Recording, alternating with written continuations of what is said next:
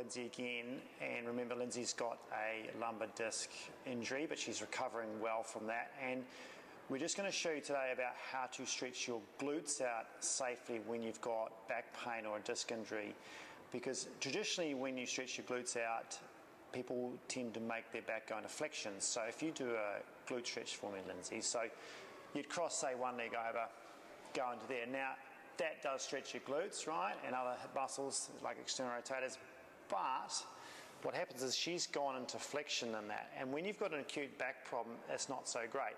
The other thing too is she's not getting a maximum benefit out of that. She really needs to be back into here, into this position here, to stretch her glute out, but then she doesn't get as much stretch because she wants to be in a neutral spine position. So if you look at this here, we want this not flexing. So as soon as she comes up into here, she goes and imprints her back and drops her back into flexion, which I don't want people doing. So the best thing to do is to get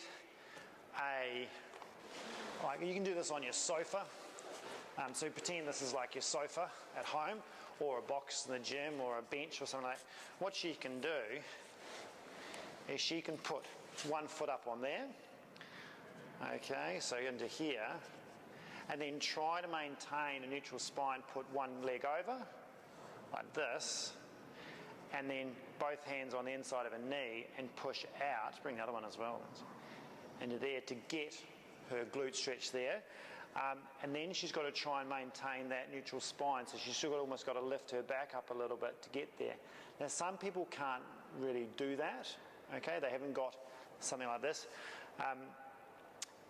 But it's definitely the right way to do your glute stretch, okay, rather than coming forward.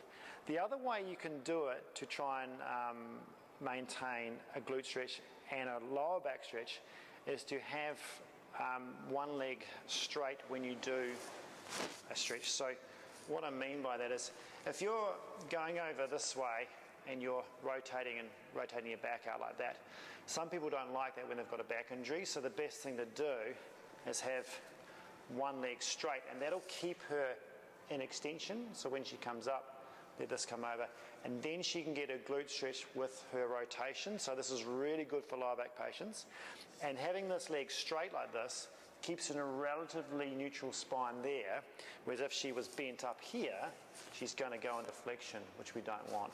So having this is a really good option for her. Now, if you want to sort of advance that stretch a little bit more, what she can do is have herself up into here and now have the sofa over here. So if you imagine what she can do at home is put her foot here like that. And what this allows her to do is the closer this is sofa up here, you okay?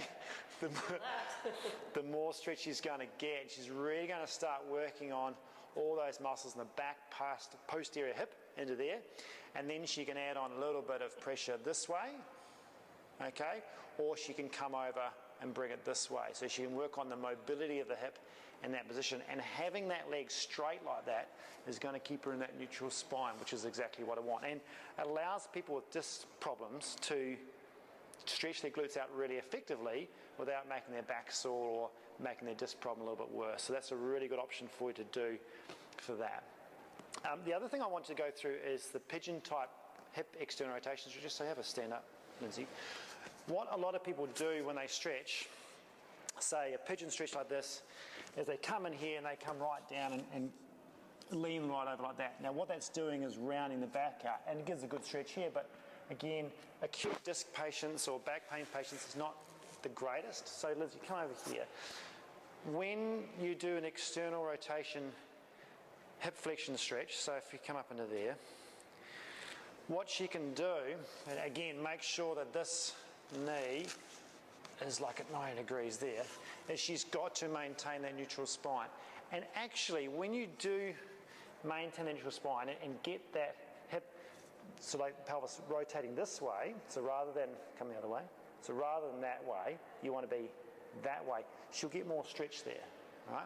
Now, to increase the stretch, she's got to come forward, but I want her to come forward at the hips, so you're getting more hip flexion, which is what you want. So remember, this stretch is hip flexion, which is this angle here, right? Not not lumbar flexion. You want lumbar neutral and hip flexion, which is increasing this range here, and she's got that external rotation. So that's why they call it a hip flexion external rotation stretch, because her hip is externally rotated. All right? And that's a really nice, and that just hammers it. You feel that, yeah? That's hammering it through there. And this is great for back pain, because the more release and mobility you get through the back of the hip, the happier the back is. All right? So that's an awesome way of doing that stretch. And you can advance that by going on the floor. So if you've got more flexibility, do that on the floor as well without the box. You just have to have more range in the back of the hip there. Okay?